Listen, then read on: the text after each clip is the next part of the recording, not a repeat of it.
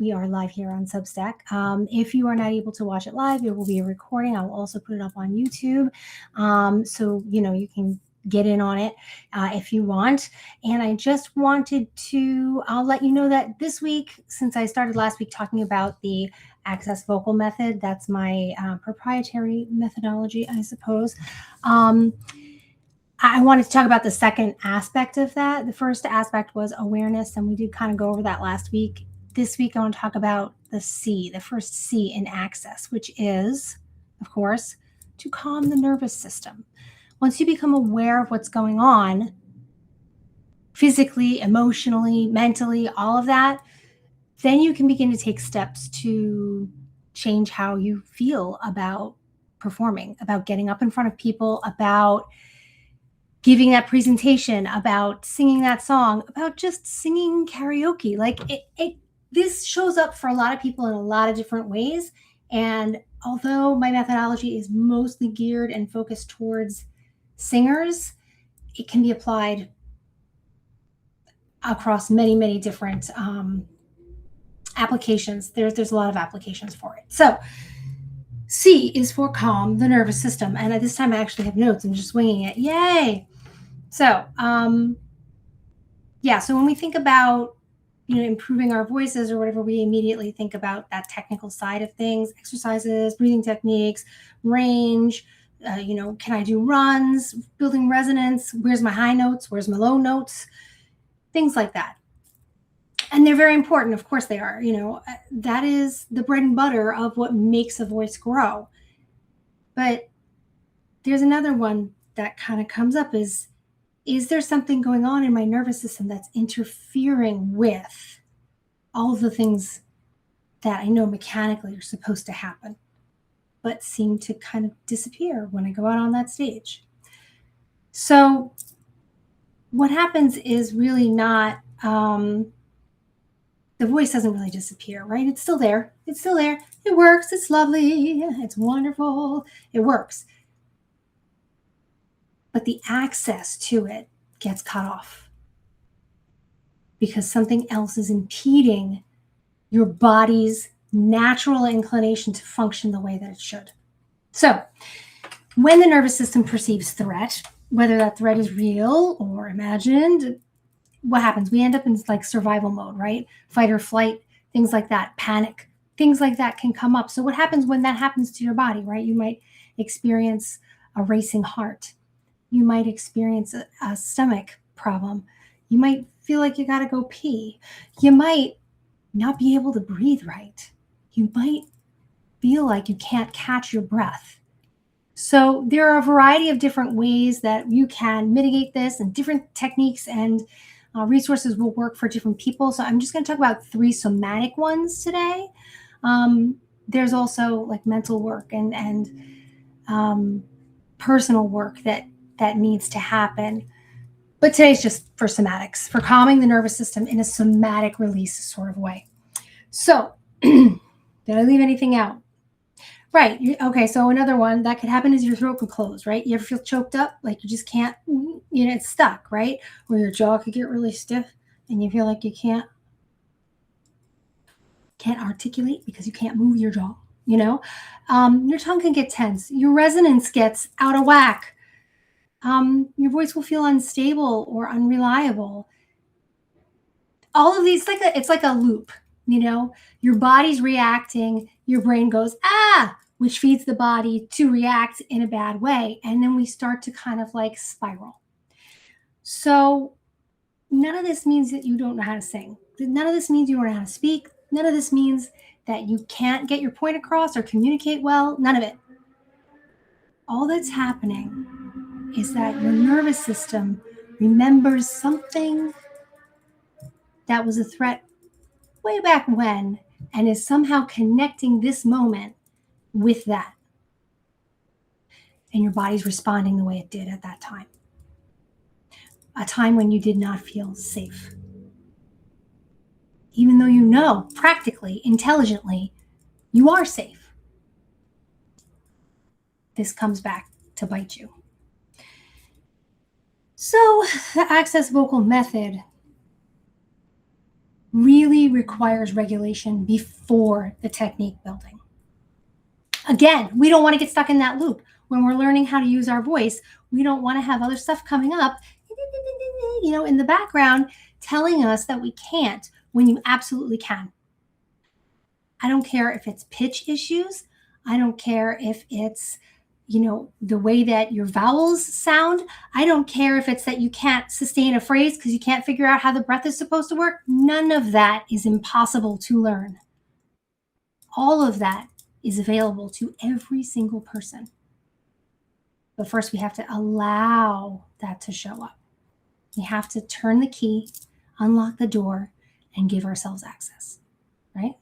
Okay, so a regulated body is the gateway to freedom. I love the way that sounds. I write a lot of things down, and then when I'm going through and talking, I get like a little excited and passionate, I guess, about it, and I kind of forget the like nice prose that I wrote.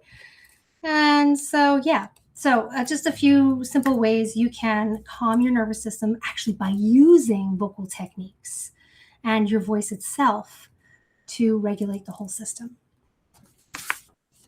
Okay. A couple of them, actually all of them, are pretty rooted. These three are really rooted in things that can also help technically as well as nervous system or emotionally.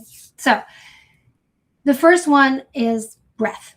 Okay, so your breath, well, everything in life really begins with breath, right? You're born, and the first thing you do is take that first breath, and then you let it rip, right? I'm cold! Ah! I'm cold. What is this weird place I'm in? Why is there suddenly so much room around me? You're freaking out, right? You're a baby. You just came out. But the first thing you do is that inspiration. You have that breath that comes into you. And if you can't get there, you can't produce the voice, right? So a lot of times people think that we, as singers, will require so much more air. So we breathe so much more differently than a regular person does. And yes and no. It depends on not always how much air comes in, but how you use that air. And the longer the phrase, you do need to sustain that breath longer. You need to make it work for you over a longer period of time. That doesn't mean we're walking around taking huge breaths all the time. We just take full breaths, whereas most of our lives are lived in a fairly shallow breathing space. So when your nervous system perceives danger, all right, your breath comes quick and shallow, more quick and shallow than you even feel like you're doing in your regular everyday existence. Your shoulders could start lifting and tightening up. Your ribs feel like they're coming in, and your exhalation becomes a little bit shorter because you have less capacity. When you're physically tight like this, your diaphragm and your rib cage can't actively cause the vacuum that brings the air in to your lungs. So, oh yeah, and your neck tightens and tries to help with breathing, but it actually ends up doing the opposite. So they're wonderful survival responses. Again, going back to the thought of fight and flight, but they don't help you when you need to be either in a character or presenting yourself as your best self, right? You can't come through, that doesn't work for people. That doesn't work for the people on the other end, on the receiving side, right? So one of the beautiful things about vocal training, like I had mentioned before, is that it is applicable to so many other aspects of our life. Case in point, right now, what's happening with the breath. So a couple of things that we can do. Oh, right, yeah. So I wanted to make this point because very often there are breath work modes, like different ways of breathing that can calm your nervous system, or maybe give you a little more energy, or help you just kind of like shift physically and not let it run a machine in your head, over and over and over. Sometimes I'm very guilty of this. I am an over intellectualizer. And if I don't get back into my body, I'm somewhere else. And if anybody else can, if that resonates with anyone else, let me know, because I can't be alone in this. I know I'm not. But there are a few different kind of ways that we slow down the breath, take a fuller breath, and by counting the breath, it takes our mind off of the immediate thing that we think is scary and puts us very presently in our body. So what I like to call these are box breathing, triangle breathing, and line breathing, because they form these shapes when you're doing them. Progressively, they become the way you want to breathe when you're singing. You don't want to hold your breath in the middle and then start singing it. You want the air to come in and the phonation to go out with no pause. But very important to remember that that's not going to help you in the moment. First, you need to really slow it down. And the way you can do that is by box breathing. An example of box breathing is you would count for 4 and breathe in, hold your breath for 4, breathe out for 4, and hold it again for 4 before breathing in again for 4. And you can repeat this process. Now, if 4 is too short, pick other numbers. If breathing in for that long is difficult, but you have a lot you could go out, you could make it a rectangle, right? It could be in for 2, out for 6, in for 2, out for 6. Whatever works for you. But start with a basic thing that you can start with, which is 4 by 4 by 4 by 4. From there, you then change your counting. Okay? So it's in, hold, out, hold. With a triangle, we just simply take out the hold after exhalation. So it looks like an inverted triangle, I guess. So we would be breathing in, holding, breathing out, and breathing in, holding, breathing out, breathing in, holding, and breathing out. Again, these counts are completely up to you. I would start with 6, 6, and 6. It's the same basic duration, a little bit longer than the 4 by 4 by 4, but it does help. And I would start with the 4 by 4 until you feel really comfortable with that. Then you could move to the triangle. And after that, we get rid of the hold altogether. And it simply is in and out.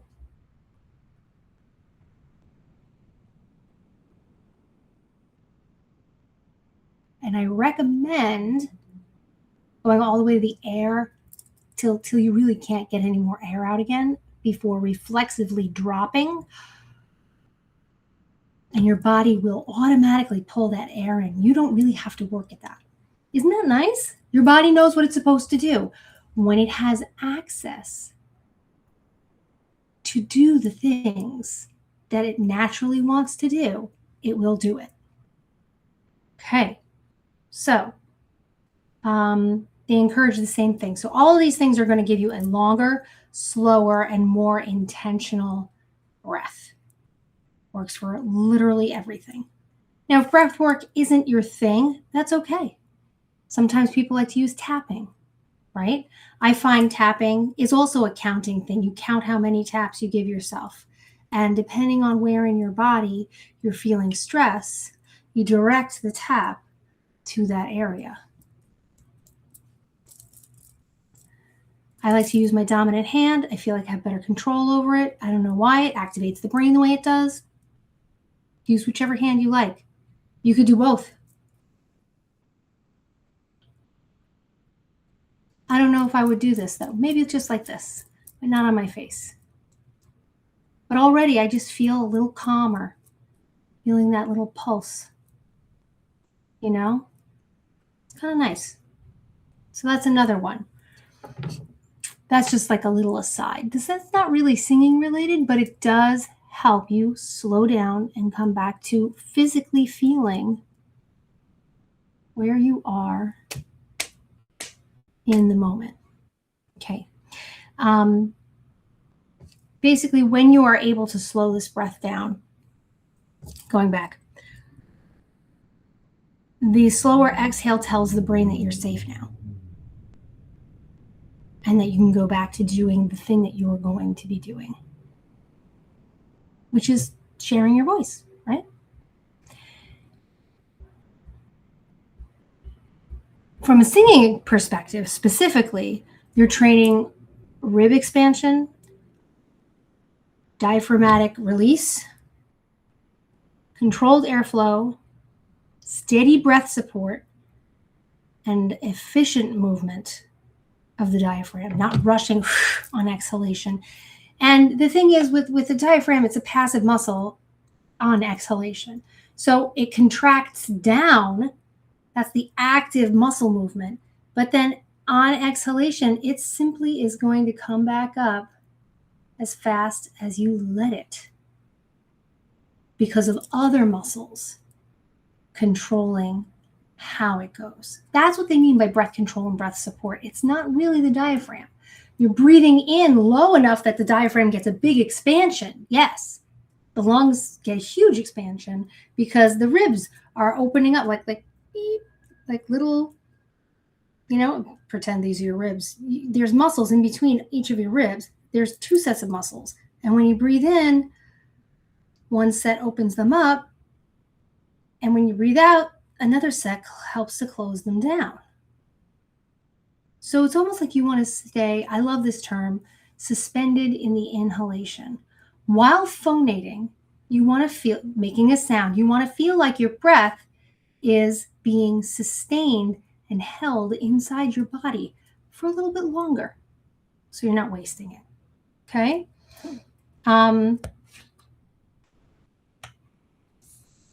Yeah, it's a regulated exhale. Anytime you go, oh, you're holding that out and you're letting the air go out of you very slowly. Okay? Another aspect of that. Oh, yeah. So, we could do it together. Do you want me to do that? I should probably do that, right? So let's do it 3 times. So we'll do a box breath 3 times, okay? We'll go in for 4, hold for 4, out for 4, on a and then hold for 4 again. And then you're going to breathe in right after that 4. So hopefully I'll be able to count it with you, because sometimes I get involved and get into my body myself. Okay, so it'll be in for 4, hold,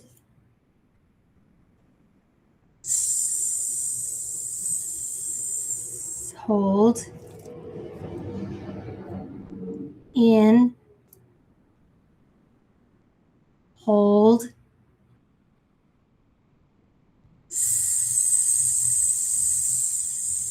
hold,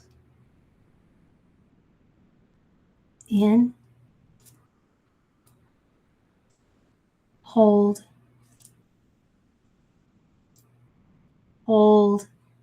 Oh no, sorry. Hold. And then just let it go. Now, that perhaps might be too fast. You could slow down. Make your count go 1, 2, 3, 4, if that's too fast for you. Or if you feel like maybe you need to go that fast, and then over time you can slow it down. There's no wrong way to do this. The most important part is being intentional, counting, and being careful with how the breath is moving. Okay?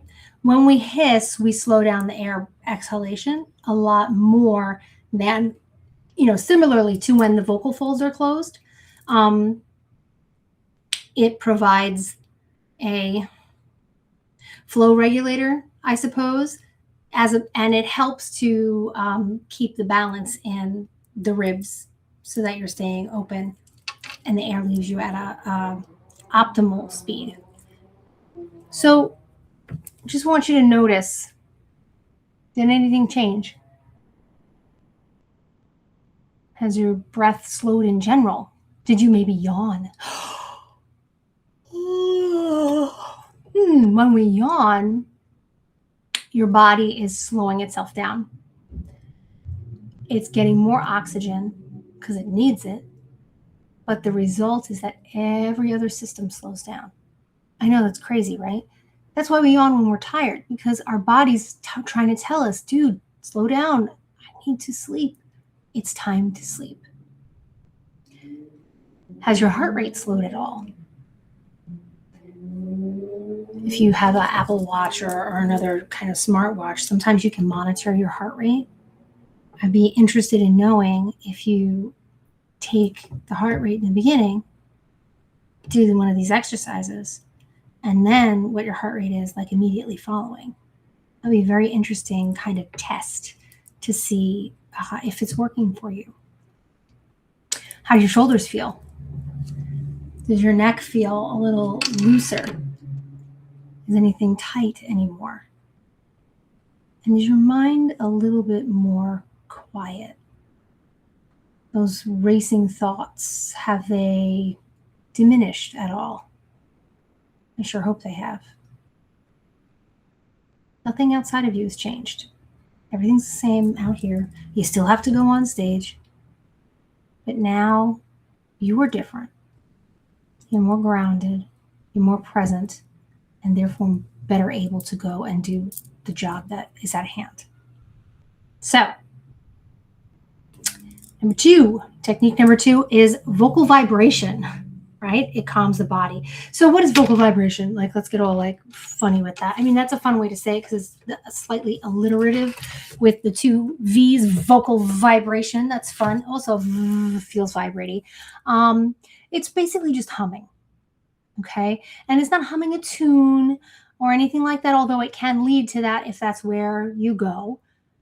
But mostly it's about feeling the vibrations in your neck, your chest, and your head. And interestingly enough, we have that vagus nerve that runs down the back of our neck, right behind the voice box. Right behind the voice box. So right behind the voice box is this string, for lack of a better word, that if you pluck it, what happens? It vibrates. You know what else vibrates on the piano? If you press the keys down and you hit another key, that vibration will cause the other strings that you've lifted the hammers off of to vibrate as well. So that's what's going to be happening. We're going to have sympathetic vibration being caused from the voice, from the actual larynx vibrating. You know, it's doing these little undulations at somewhere between 100 and 1,000, little waves per second. It's then stimulating the vagus nerve and all of the tissue that the sound waves racket around. The result is a body buzz. I attest to this. It feels amazing. It is not quick. The breathing could be a lot faster, but I find the state that I can get into from doing this particular kind of work, and I've spoken to other people who've done it as well, and they feel the same way. I'm not just saying this is me and I expect it to be you. Like, there is clinical proof that this is a fact. This is what happens to the body. This is why ancient cultures sat around and hummed, because it just helps the body. And why wouldn't anybody want to help the body, right? We all want to help the body. Help the body. So vocal vibration that calms the body would be a hum. Sometimes I have difficulty sitting still. I don't know if you can tell. So if I'm humming, I sometimes walk a little bit or like rock. There's no wrong. Again, it's all somatic release. So with the hum, you will have your lips closed, your tongue resting in the bottom of your mouth, ideally. Don't get obsessed, it's okay. And you'll feel the vibrations in your lips, the inside of your mouth, potentially your nose, behind your cheekbones, up in your forehead, in your chin, down your throat, and across your chest. Sometimes, depending on how long you've been doing it and how low the pitch is, you can feel those vibrations go all the way down to your toes. It's obviously much more subtle. And I do think that it has to do with the vagus nerve more than the vibrations themselves getting there. But there's sort of like a tingly sensation that can come over your extremities from doing this kind of work. And the vibrations, yeah, so they give you sensory feedback, right? So you feel the vibrations, and it's similar to the way a cat is purring. When a cat purrs, they are calming their own system. Human beings like when a cat purrs because we instinctively know that that's what's happening. Have you ever been petting a cat and it purrs and you can feel that through your hand, those vibrations? Isn't that calming? The action of petting is calming, but the vibrations magnify. They magnify it. I think it's just so fascinating what the vocal cords do for humanity, for the animal kingdom. Obviously, I'm a big nerd about it. Okay, so it brings all of our awareness inside of ourselves again. Some people like to do it with their eyes closed. I do recommend doing it with your eyes closed, again, for that more inward kind of turn. We can tune out what's happening out here and turn inside. And they anchor you in the present moment, because when you are feeling these sensations, you are not somewhere else. You're not thinking about back then, and you're not thinking about what's coming. If you are thinking about back then or what's coming, you're not in the present moment, and you're not going to get the effects. So concentrate on the vibrations. Concentrate on the way it feels to you. Okay? So just make sure I'm covering everything.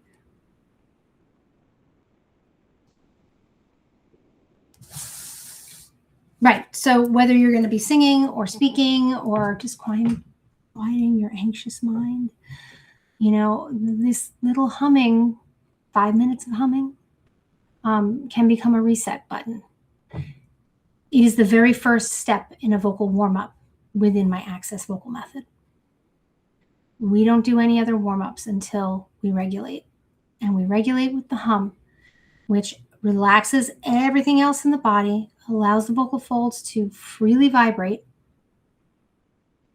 And as you're doing it, you can start to stretch through the range smoothly, easily, and flexibly, without feeling like any strain or anything like that. So, want to do it a little bit? Let's do it a little bit. Okay, so this is breathe wherever you have to, but just keep coming back to the hum, okay? So, and it doesn't matter what note you start on. It could be the note I'm choosing. It could be another pitch. None of it matters. Nobody's judging. Judgment-free, right? The root chakra is associated with the pitch C, sort of C flat. My piano's a little out of tune, so that works. I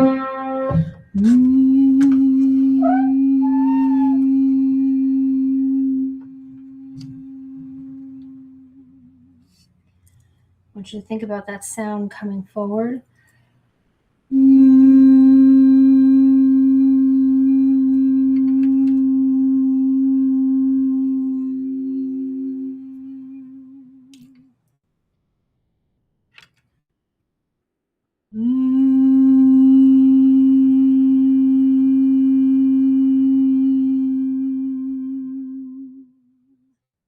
Now, I've been doing this for a while, so I kind of get into that access a little faster. And that would happen for anyone who does this practice on a regular basis. But I already feel so much more relaxed. I'm going to do one more.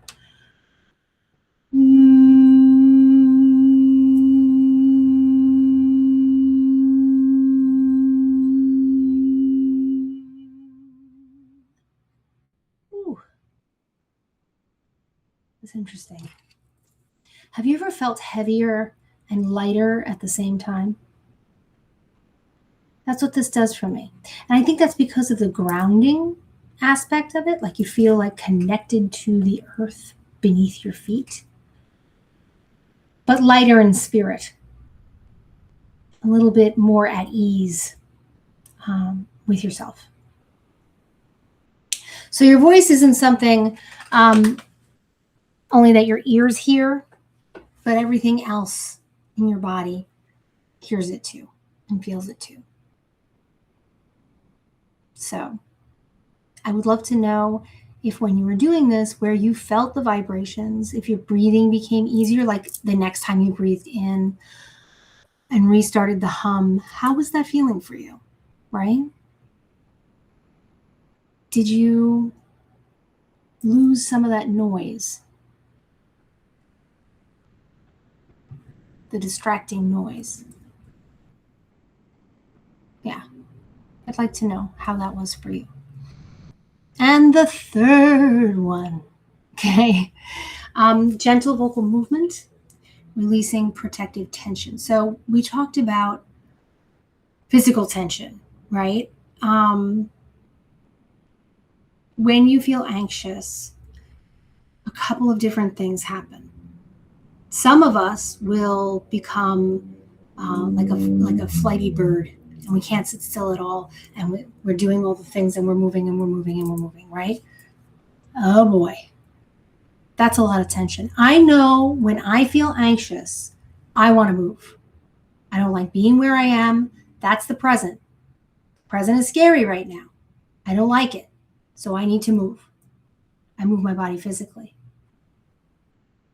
But while I'm doing all of that, I can definitely feel this happening. Everything is coming in and tightening up. I can feel my neck tightening, my shoulders tightening, my jaw tightening, my tongue tightening, my rib cage. Everything feels like it just won't be let go of. And then imagine trying to go into that space, right? So if you're there and that's your physical response, so there's four of them, right? There's fight, flight, we know about those, but there's also freeze and fawn. We get stuck between freeze and freeze and flight, right? Go, go, go, go, go. Or deer in the headlights. If I don't move, they can't see me. Do I look comfortable right now? I'm physically not comfortable, excuse me. Well, I reset myself. So all of these tightening actions that kind of restrict your movement, right? It makes you feel trapped. Like you're just frozen, stuck. So how do we get rid of that, right? Freedom requires movement. Vocal freedom requires your body to be loose enough that it can function like it should, right? So that it can flow freely. Anytime we put tensions into the body, it will cause this to not vibrate freely because we will use compensatory muscles that get in the way of this tiny little thing from vibrating. That's it. That's the whole thing. On average for women. For men, it's a little bit bigger, more of a quarter.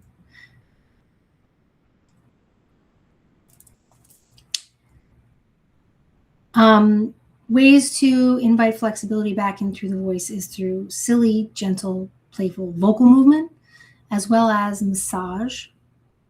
You know, you can get the tension out of your jaw by massaging You can stretch your tongue out.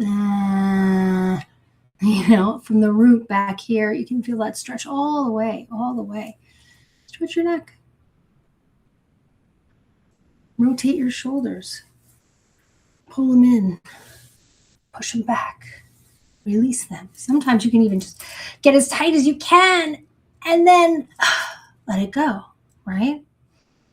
Some other things you can do are sirens, tongue trills, lip trills, right?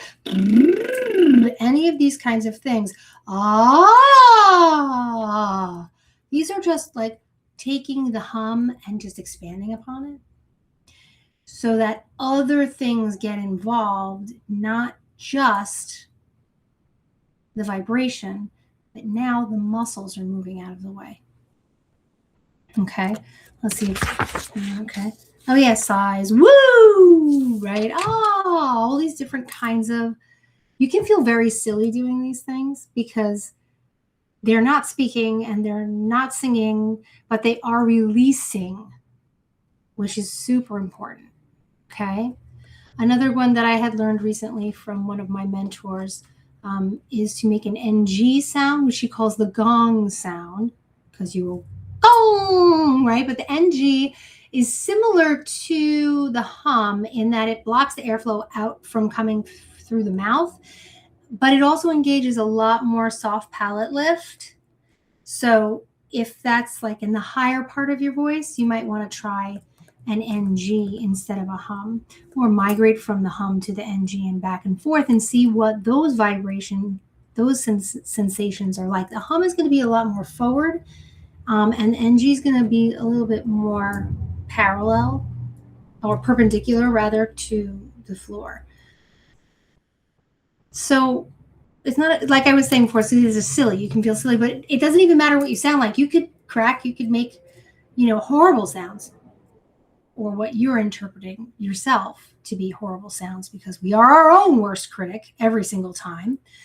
But it just reminds your nervous system that movement is okay, that opening your jaw is okay, that moving your lips in order to articulate is okay, and you're not going to do it like this. You're not going to be all tight about it. It's okay. When your body is free, everything else will be fine. We don't want to perform. We just want to explore, okay? We're not going to judge ourselves. We should be curious about what could happen.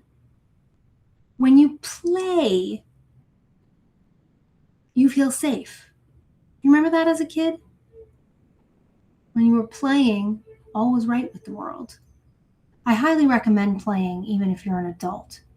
And I don't mean like a sport, okay? Because yes, that's good too, but I mean play for the sake of play. To be silly, to be curious, to be explorative, to be childlike, right? All of these things are totally fine. And when you are allowing yourself to be those things and to discover different sounds you can make, you'd be amazed what can come through in your singing voice and your speaking. Amazed. But it also lets your body know that it isn't stuck, that it's free, that you're safe. So your muscles soften and your larynx softens and moves more freely. The breath flows more freely and your voice regains flexibility. As opposed to trying to hold every pitch and hear every pitch, you just let it go. Your ear and your voice and your brain are all very, very responsive. And if we stop listening to every single thing to see if it's okay, your voice will move a lot faster. I promise. So imagine you have a long day at work or even at home and you're just ready to stop, right? Maybe you feel tight. Maybe you physically feel tense. Or even if your commute home was riddled with traffic that drove you crazy, right? But you get home and you walk through the door and there you are in your safe space and you breathe a sigh of relief.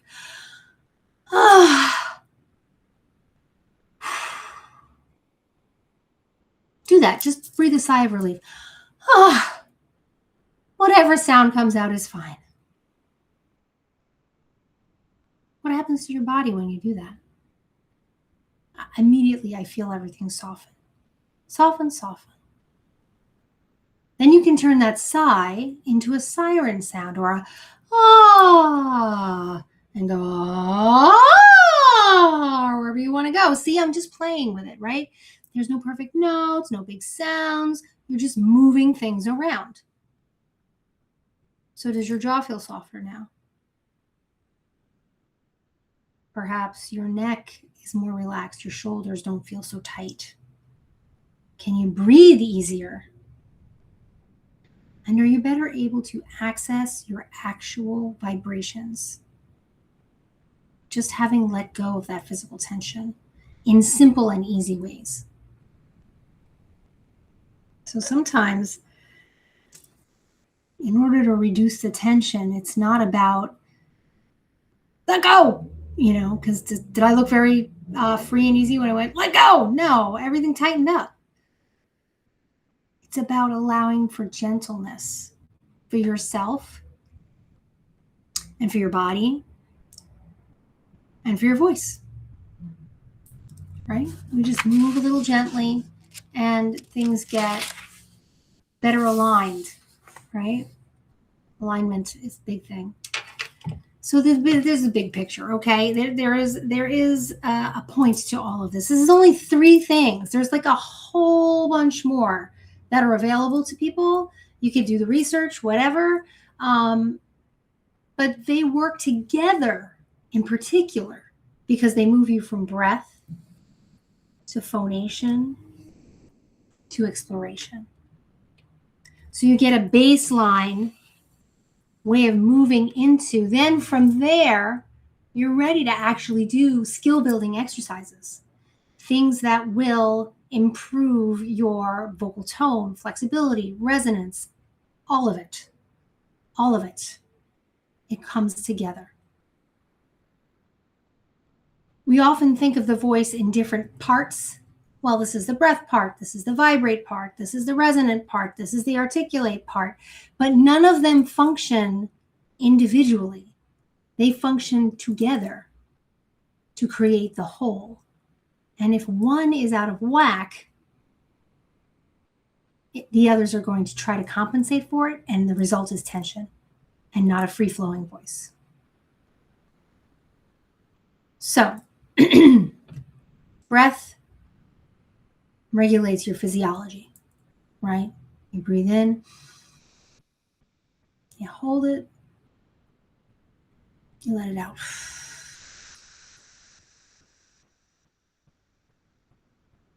You hold it again. And when you release, that air just comes back in so smoothly, so naturally. It's steadying, right? Makes you feel slower, more languid physically. Then we add in the vibration by humming, right? So we start humming. It could be one pitch the whole time. You could be exploring other pitches. None of it matters. What matters is the sensations created from the vibration of the humming. Bouncing off all your sound waves, bouncing off of your musculoskeletal system, your cartilages, everything. All of that contributes to that vagus nerve stimulation, which really calms the body and puts it in a relaxed state. Similar to the way a cat purrs. And then, once we're relaxed, we give ourselves permission to move with it. We can move our body physically. We can move the voice up and around and down and out and all these different things. But it comes from that basic hum start. Sometimes you can go back and forth. Mom, mom, mom, mom, mom, right? That's going to do a variety of things. It releases the jaw. It releases the tongue. It does all of these things. Ma, ma, ma, ma, ma. And the goal is to keep, every time you close your mouth, get back to that vibration. It comes right back. And you can feel it shift down through your whole body. If you start on the bottom, ma, ma, ma, ma, ma, ma, ma, ma. Same thing. You feel it shift. It's really fascinating. Give it a shot. So altogether, those things will create conditions that allow for healthy vocal expression. But by no means do you need to do them all the time. Sometimes, if your breath is a problem, thinking about breathing isn't going to help you. So it's when you look for a different technique. I would reach for the humming, because eventually the humming is going to cause the breath to slow down as well. So a lot of times singers think they need more confidence, they need more technique, but really, ultimately, the first thing you need is to feel safe in expressing yourself. Confidence comes from feeling safe. So, when your body is regulated, it breathes differently. When your body is regulated, it resonates differently. And it has greater access, like I've been saying this whole time, to the skills it already naturally possesses, as well as the ones that you have built. So that's why the first C in access is for the word calm. You have to be aware first, then you need to calm yourself so that you can direct that calmness towards anything that needs it. So we don't want to simply relax, of course, fall asleep. That's not the end goal. That's not the end goal. It's not just relax. You calm the body to restore access to the voice that has been there all along.